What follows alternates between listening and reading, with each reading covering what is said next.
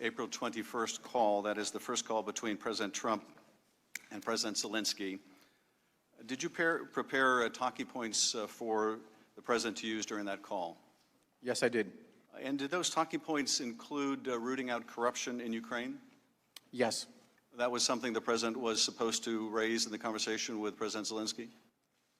Those were the recommended talking points that were cleared through the NSC staff for the President, yes. Did you listen in on that call? Yes, I did. The White House has now released the record of that call. Did President Trump ever mention corruption in the April 21st call?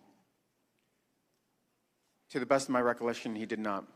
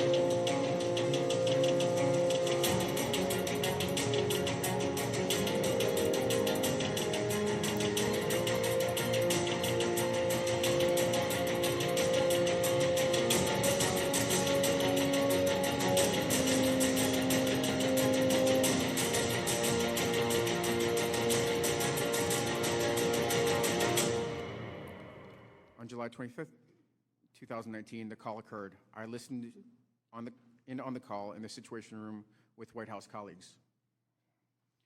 I was concerned by the call. What I heard was inappropriate, and I reported my concerns to Mr. Eisenberg. It is improper for the President of the United States to demand a foreign government investigate a U.S. citizen and a political opponent. Regent. I want to emphasize to the committee that when I reported my concerns on July 10th relating to Ambassador Sondland and then July 25th relating to the President, I did so out of a sense of duty. I privately reported my concerns in official channels to the proper authority in the chain of command.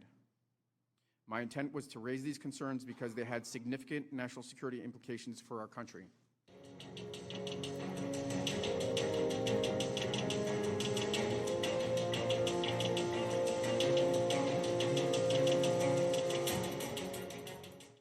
While Ambassador Sondland's phone was not on speakerphone, I could hear the President's voice through the earpiece of the phone.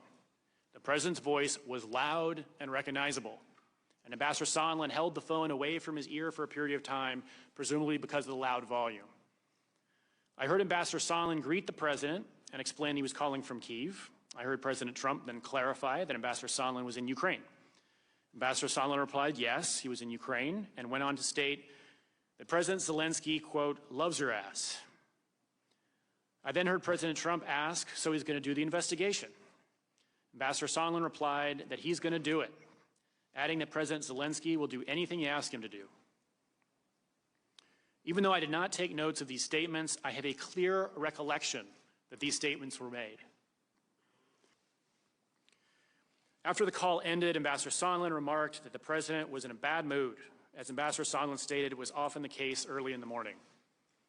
I then took the opportunity to ask Ambassador Sondland for his candid impression of the President's views on Ukraine. In particular, I asked Ambassador Sondland if it was true that the President did not give an expletive about Ukraine. Ambassador Sondland agreed that the President did not give an expletive about Ukraine.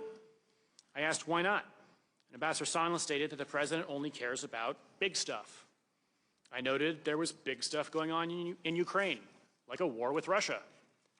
And Ambassador Sondland replied that he meant big stuff that benefits the President, like the Biden investigation that Mr. Giuliani was pushing. The conversation then moved on to other topics.